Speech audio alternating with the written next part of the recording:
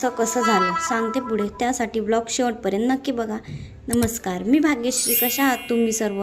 आजच्या नवीन ब्लॉगमध्ये तुमचं मनापासून स्वागत. आज घराची आवराआवर आणि स्वयंपाकाची गडबड सुरू होती.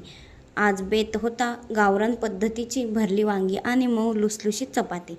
गावाकडून आल्यापासून परी आणि चिंगू अशी काही गट्टी जमली आहे की विचारू नका.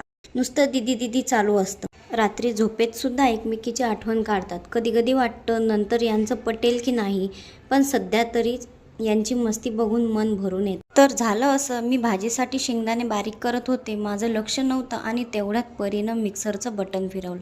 खरं सांगते, माझा जीव भांड्यात पडला. बरं झालं चिंगूचा हात तिथे नव्हता, नाहीतर आज मोठा अनर्थ घडला असता.